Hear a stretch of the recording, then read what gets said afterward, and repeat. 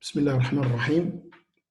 Donc, aujourd'hui, je vous présente un cours destiné aux étudiants de la première année master, spécialité système de production agroécologique, département SMV, faculté des sciences et de la technologie à l'université d'Avar. Donc, on continue toujours sur notre programme. Aujourd'hui, on va parler de l'agriculture conventionnelle intensive. On va parler de ces limites, les limites de ce type d'agriculture et comment avec l'agroécologie, on peut réduire ces limites, on peut réduire ces inconvénients. Juste pour faire un rappel, on a parlé déjà de l'agroécologie et donc en tant que mouvement social qui est né surtout durant les années 80, donc un peu avant, mais durant les années 80, il y avait un grand mouvement, surtout dans les pays de l'Amérique du Sud. Et donc, le problème a commencé déjà à partir des années 50-60 avec la révolution verte et la dominance d'un modèle agricole des grandes fermes qui a fait marginaliser les petits agriculteurs. Et donc, mais en parallèle aussi, il y avait pas mal de problèmes d'environnement, de pollution, de santé, etc. Et donc, avec toutes ces réclamations qui ont eu lieu, donc, il y avait avec le temps la naissance de ce concept de l'agroécologie, même si on a dans la littérature, on a commencé déjà à parler de l'agroécologie un peu même avant, hein, dans les années même 30. Je pense qu'on a utilisé ce terme pour la première fois, mais avec l'ouvrage surtout d'Alteri durant les années 80. Donc, on a eu plus ou moins une première base scientifique qui a suscité, bien qui a attiré le regard des différents spécialistes dans le domaine scientifique, mais aussi les environnementalistes, etc. Et donc, on a parlé aussi de l'agroécologie comme discipline scientifique, où on est passé de l'échelle d'exploitation de la parcelle, et donc, avec le temps, on est passé à l'échelle de l'agrosystème, puis au système alimentaire dans son entier. Et donc, maintenant, on s'intéresse beaucoup plus à l'ensemble de la chaîne, c'est-à-dire de la production, de la parcelle, jusqu'au consommateur, à la filière, etc. Et on a vu aussi qu'au début, c'était un peu difficile d'intégrer l'agronomie avec l'écologie, parce que les spécialistes en agronomie considéraient l'écologie plus ou moins comme un frein. Respecter l'environnement, utiliser moins d'intrants chimiques, etc. Pour eux, c'était une contrainte et donc cela veut dire forcément réduire la production. Et dans l'autre sens aussi, les écologues spécialistes en écologie voyaient aussi l'agronomie ou bien les agrosystèmes comme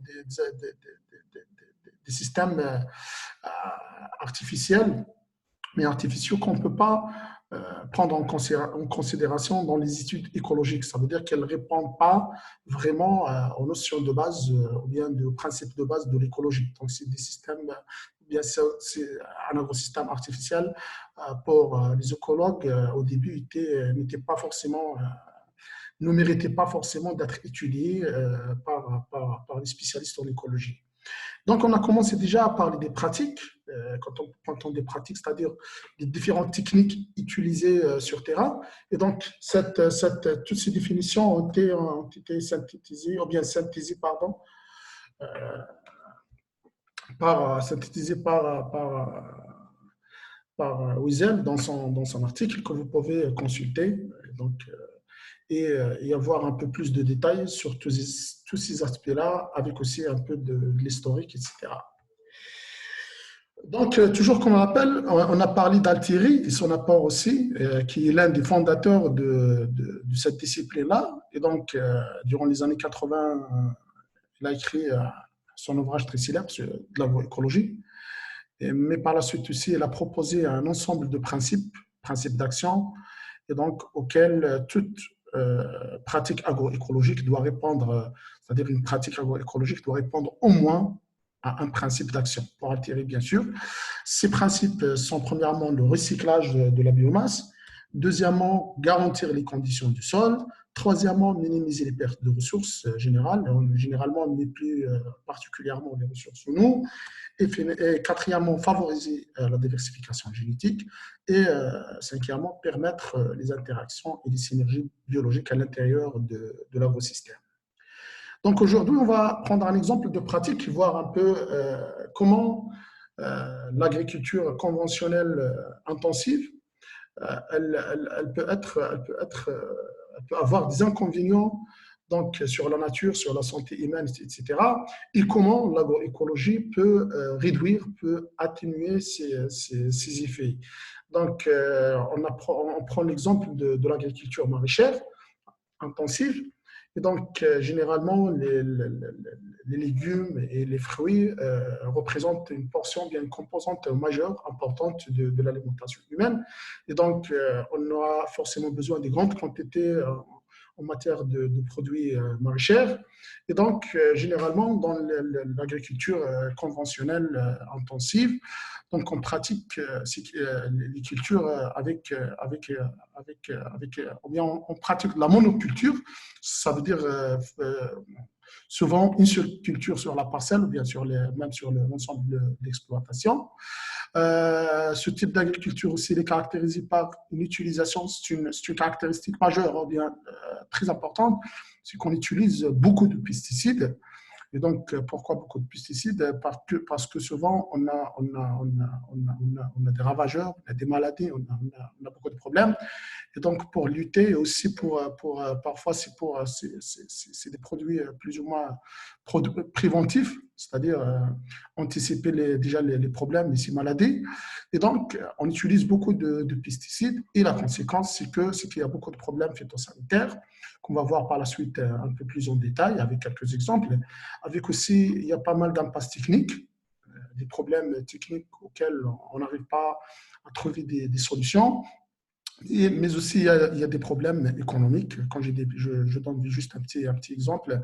Petit exemple, quand on pratique la monoculture, donc notre activité, elle est très dépendante des prix au niveau du marché. Donc, on prend un risque par rapport au prix volatile au niveau du marché. Et donc, on a un seul produit. Donc, si le prix du produit a eu des prix très bas, donc, par conséquent, donc on se retrouve dans une situation difficile sur le plan économique.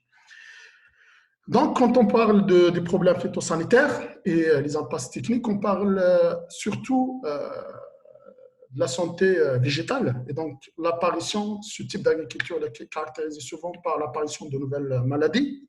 Donc, il y a beaucoup de maladies, même de nouvelles maladies qui apparaissent à chaque fois.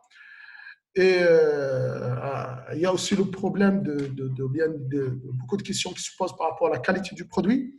Donc, parce qu'il y a beaucoup de maladies, de nouvelles maladies, on utilise de plus en plus des quantités importantes de pesticides. Et donc là, un produit qui a subi pas mal de traitements, plusieurs fois, etc., pose aussi des problèmes donc, en matière de qualité du produit lui-même.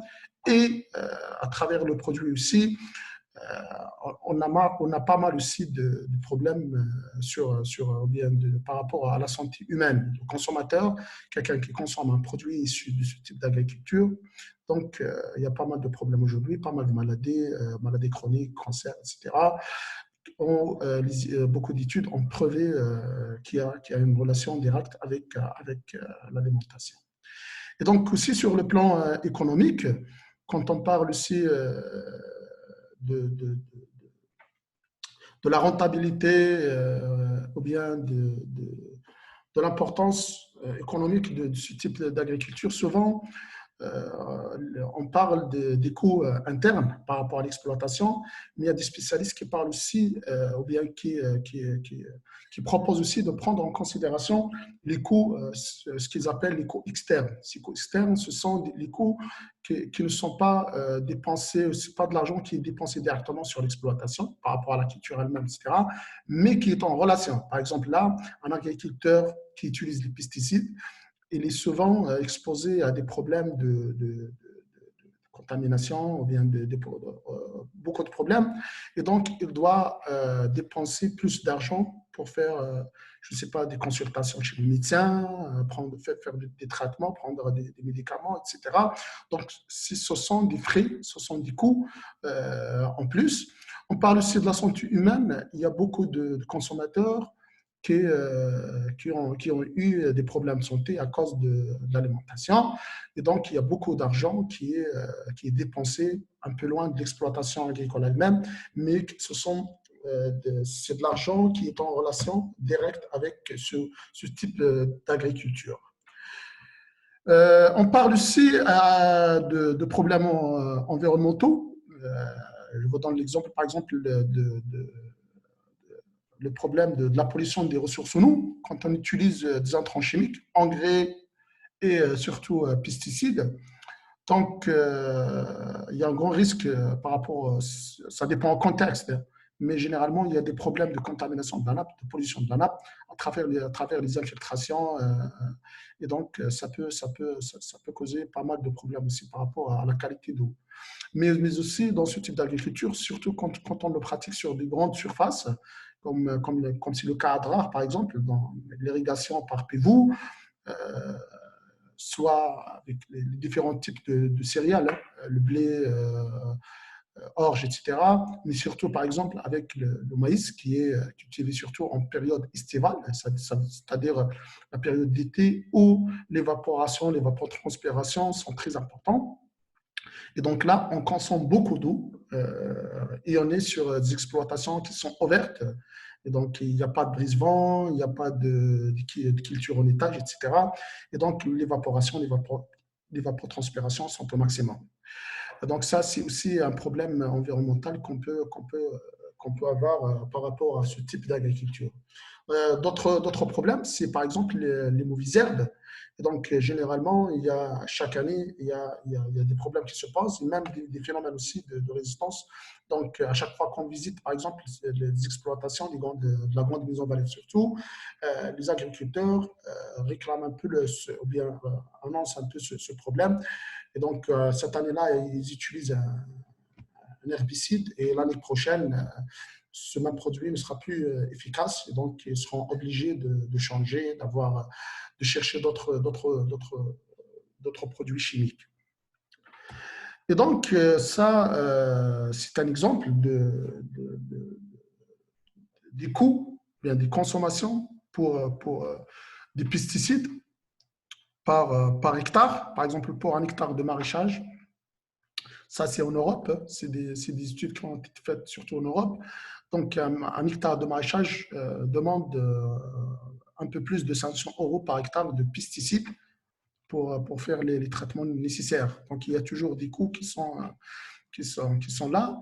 Mais en parallèle aussi, ça génère aussi des résistances. Donc, des résistances, ça veut dire quoi? Ça veut dire que si on a des insectes, une espèce bien précise, bien déterminée cette année, avec un pesticide qui est très efficace, peut-être après une année, deux, le même produit ne sera plus efficace ou bien cela demandera des doses un peu plus importantes. Et donc, ça va générer un peu des coûts plus élevés. Et donc, après la Deuxième Guerre mondiale, on connaît 14 espèces d'insectes résistants. Et 35 ans après, en 1983, on est arrivé on connaît 500 espèces d'insectes qui résistent au moins à un pesticide. Donc, au moins un pesticide, mais il y en a des espèces qui résistent à plusieurs pesticides. Et donc, depuis 2000, la situation est devenue plus grave. Et donc, où on commence à avoir beaucoup d'insectes qui résistent à plusieurs pesticides. Et donc, de cela, la seule solution qu'on a, c'est d'utiliser les produits, ces produits chimiques à des doses parfois plusieurs milliers de fois plus forts. Et donc, cela génère aussi des coûts en plus. Et donc, dans tout ça, je pense que l'agroécologie doit apporter des solutions, ou bien des alternatives, donc au moins pour réduire ces problèmes-là. Et donc, si on prend le schéma qu'on a vu déjà de, de, de ce type d'agriculture, de premier type, l'agriculture conventionnelle intensive, donc elle est basée surtout sur l'utilisation des intrants chimiques, donc engrais, mais surtout pesticides, qui vont être utilisés à l'intérieur de l'agrosystème, et donc pour avoir une production, avoir le maximum de production. Mais quand on parle de l'agroécologie, comment on intervient là par l'utilisation, par l'application des principes de l'agroécologie. Donc, le changement, il est là, c'est-à-dire on essaye de réduire la quantité d'intrants, réduire le maximum. Si on arrive à avoir une rupture un peu complète avec les intrants, ça sera l'idéal. Sinon, réduire au maximum les quantités d'intrants, de pesticides, donc, et remplacer tout ça en profitant de différents mécanismes et de différents phénomènes naturels à l'intérieur de l'agrosystème. Et donc, pour à la fin avoir ou bien arriver à une production un peu proche de celle qu'on avait avec les intrants. Donc là, on a changé juste dans les intrants, on a essayé de réduire les intrants, et donc, aider un peu le fonctionnement naturel de l'agrosystème et avoir à la fin une production qui est la même, au moins, c'est la même, c'est l'idéal, mais si on arrive à une production même un peu moins, ça sera aussi bien parce que les conséquences ne seront pas forcément les mêmes qu'avec l'agriculture conventionnelle. Et donc cela, ça peut être réalisé à travers la compréhension des mécanismes écologiques internes. Par exemple, si on comprend bien les chaînes trophiques à l'intérieur de l'agrosystème, un tel ravageur consomme une telle ou telle plante, mais on a d'autres ravageurs, bien d'autres insectes qu'on appelle les insectes auxiliaires qui peuvent réduire le nombre des ravageurs. Et donc là, en profitant de ces connaissances, on essaie de les favoriser et savoir les utiliser pour pouvoir augmenter ou bien favoriser certains processus à l'intérieur qui seront à la place ou bien qui seront une alternative à l'utilisation des intrants chimiques et traitements avec pesticides. Donc, quand on parle de l'agroécologie, cela veut dire qu'on doit passer d'une agriculture qui est très dépendante de la lutte chimique à une autre agriculture qui est écologiquement intensive, c'est-à-dire utiliser au maximum les différents processus naturels, champs trophiques ou autres processus à l'intérieur de l'écosystème. Et donc, c'est un type d'agriculture qui respecte bien l'environnement et donc et qui permet aussi de minimiser, de réduire et minimiser les risques liés à la santé humaine. Donc, on aura un produit plus sain, avec moins d'intrants chimiques, et fournir aussi, donc ça c'est le défi, c'est de fournir en quantité suffisante l'alimentation pour la population. Donc ça c'est le grand défi aussi. C'est l'un des enjeux de l'agroécologie, donc de répondre aux besoins de la population. Donc cela, ça sera bien sûr à travers des ruptures scientifiques. C'est l'exemple de la formation système de production agroécologique. Donc, c'est plus ou moins, on est passé plus ou moins de, de l'orientation un peu classique des agronomes avec l'utilisation des pesticides, des produits chimiques, etc., vers une spécialité qui est beaucoup plus orientée.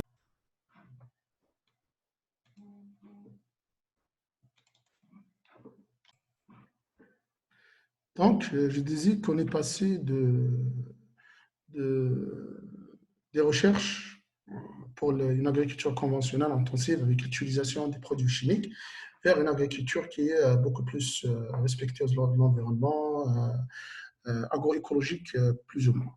Et donc là, ça sera basé surtout sur une gestion réfléchie de la biodiversité, c'est-à-dire savoir profiter de la biodiversité, biodiversité végétale, mais aussi animale, insectes, etc., pour favoriser certains processus, en incluant par exemple certaines plantes du service, aussi en se basant sur les différents réseaux trophiques à l'intérieur de l'écosystème. Et dans le prochain cours, on va voir quelques exemples qu'on peut mettre en pratique sur le terrain. Et donc, quand on parle aussi de cette biodiversité, donc, ça sera avec l'objectif d'optimiser différentes interactions à l'intérieur et les régulations à l'intérieur de l'agrosystème. C'est-à-dire, si on a, j'ai donné déjà cet exemple-là, si on a par exemple une plante ou bien des ravageurs qui posent problème, donc parfois il y a des plantes qu'on peut associer, qu'on peut introduire et donc qui vont permettre de réduire ou bien de faire éloigner un peu ou bien réduire un peu le nombre des ravageurs. Donc, et ça permet, tout ça, ça permet d'avoir ou bien de faire, bien d'arriver plus ou moins à une rupture avec l'agrochimie et l'utilisation des pesticides. Donc, pour cette biodiversité aussi, on connaît aussi pas mal de choses déjà par rapport à ses avantages. Donc, elle permet d'un côté l'atténuation des risques par exemple économiques, avoir plusieurs types de cultures. Donc, c'est plus ou moins, on est plus ou moins sécurisé par rapport au prix volatile, par exemple, au niveau du marché. Au contraire, le cas contraire, c'est pour la monoculture. On est très dépendant du marché et du prix, donc on prend beaucoup de risques. Et avec la biodiversité, quand on a plusieurs cultures, ce risque-là il est minime. Avec aussi les contraintes, bien les risques climatiques, soit par rapport, par exemple, à la sécheresse. Si on a une culture, on est très dépendant du climat. Ça veut dire qu'il faut avoir des conditions bien précises pour que la plante puisse se développer dans les conditions normales. Par contre, si on a plusieurs cultures, si on n'arrive pas à avoir des conditions très bien demandées ou bien exigées par un type de culture, on aura d'autres conditions peut-être ou bien d'autres cultures qui peuvent résister à certains phénomènes extrêmes, beaucoup de précipitations, sécheresse, vent, etc. Et aussi, l'avantage de la biodiversité, par exemple, c'est d'avoir, par exemple, un microclimat. C'est l'exemple des oasis, où on a, par exemple, le palmier daté, quelques arbres fruités, et puis des cultures céréalières ou bien des légumes. Et donc, ça permet de créer un microclimat et donc faire face à l'aridité.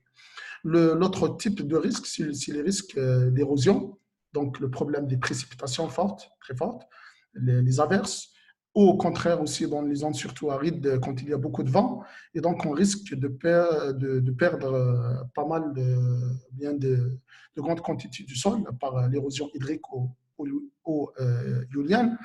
Et en présence de la biodiversité, eh bien, quand on a une biodiversité, ça veut dire que le sol il est presque couvert sur une longue, toute l'année ou bien une longue période de l'année.